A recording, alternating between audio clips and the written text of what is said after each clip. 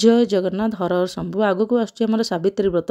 सावित्री व्रत स्वामी स्त्री मध्य सद्भावना वृद्धि करने और स्वामी दीर्घायु कामना कर प्रत्येकटी सद्भावना ज्येष्ठ मास अमावास्या तिथि सावित्री अमावास्या करे।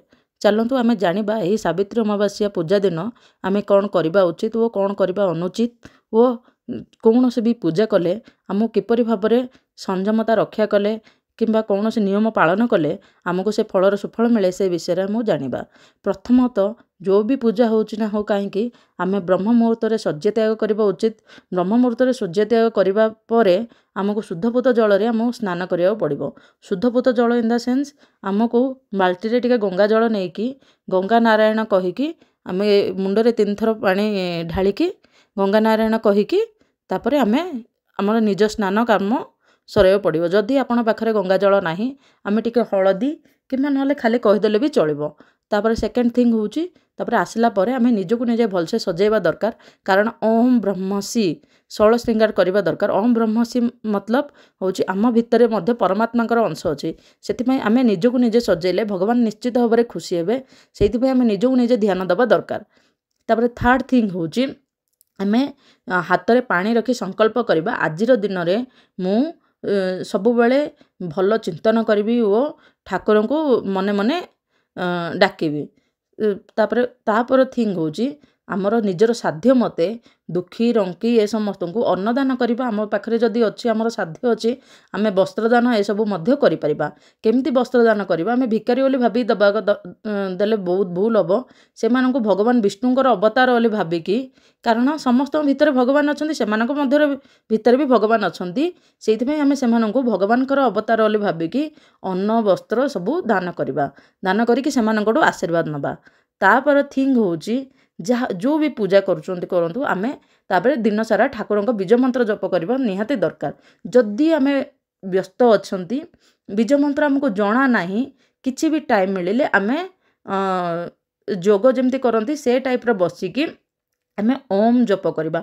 ओम हूँ से परमात्मा परम ब्रह्मंकर एकमात्र नाम जोटी ब्रह्मा विष्णु महेश्वर समस्ते सम्मिलन भाव में अच्छा। जो भी आप मंत्र देखूँ ओम बिना अधूरा। आम जदि जो भी मंत्र जना ना केवल ओम भी जप करदे चलो।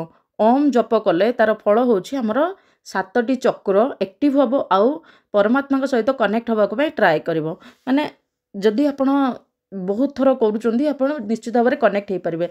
बट फास्ट जिते करेंगे आम मन को शांति मिल वो मन जदि शांति रहा आम ठाकुर कथा अधिक भाभी पारिबा और भल काम निश्चित भाव में करें।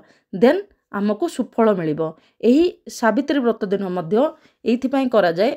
आउ गोटे कथा सावित्री व्रत जो भी पूजा पाठ करा जाए आमर जहाँ भी किसी अजाणत कि जानत हो से पाप को लाघव करने करा जाए। जदि आमर अजाणत किसी पाप हो जाए ठाकुर कहवा हे प्रभु आम कोटि जन्म पाप क्षय करूँ। कारण आम जानी जन्म मृत्यु चक्र आम निश्चित भाव में फसी से आमर किसी ना कि भूल रही जाऊँगी। आम डायरेक्टली हो कि इनडायरेक्टली हो क्या क्या क्षति पहुँचाई से आम क्या क्षति पहुँचाई आम तो जानी ना से भगवान पाखे आम दंडपत प्रणाम करिकी आम कहवा हे प्रभु जगन्नाथ जगतर नाथ आमको मोर कोटि जन्मर पाप क्षय कर। मु जदि किछि भूल करि थाए जानतरे किंबा अजाणतरे मते क्षमा कर।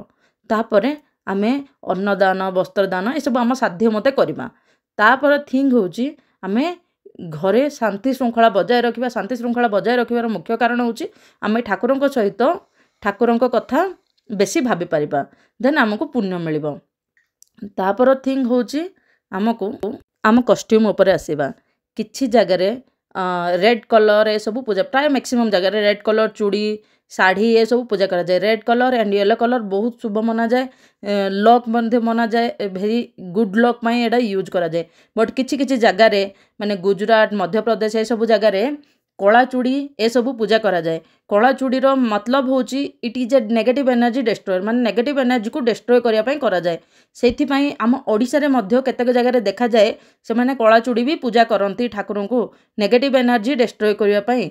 कारण गंजाम गजपति रायगड़ा कलाहांडी बहुत गुड़े 5 to 7 डिस्ट्रिक्ट रे ए सब सिस्टम चली से आमे को भी कलर शुभ अशुभ किसी नुह। जदि अशुभ होता भगवान सृष्टि कर नथांदे से आमर मनरू से सबू କାଢ଼ିଦେବା ନିହାତି ଦରକାର।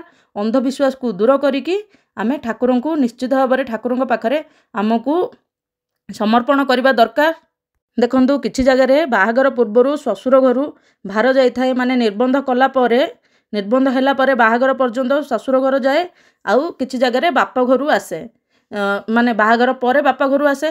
କିନ୍ତୁ ଏସବୁ କେତେଜଣ ଭଲ ଖରାପ, ଏସବୁ ମେନ୍ ଥିଙ୍ଗ ହେଉଛି ଆମେ କିଛି ଜିନିଷ ପାଇଁ ଜିଦ୍ ନ କରିକି ଆମ ସାଧ୍ୟ ମତେ ଯଦି ପୂଜା କରିବା ଆମର ଫଳ ମିଳିବ। ସେହି ପୁରାଣରେ ଏହା ହିଁ ବର୍ଣ୍ଣିତ ଅଛି। କିନ୍ତୁ କିଛି ଲୋକମାନେ ବୁଝିପାରିବେନି, ସେଇଥିପାଇଁ ଜିଦ୍ ନ କରିକି ନିଜ ସାଧ୍ୟ ମତେ ପୂଜା କରିବା ପାଇଁ ସେଥିରେ ବର୍ଣ୍ଣନା କରାଯାଇଛି।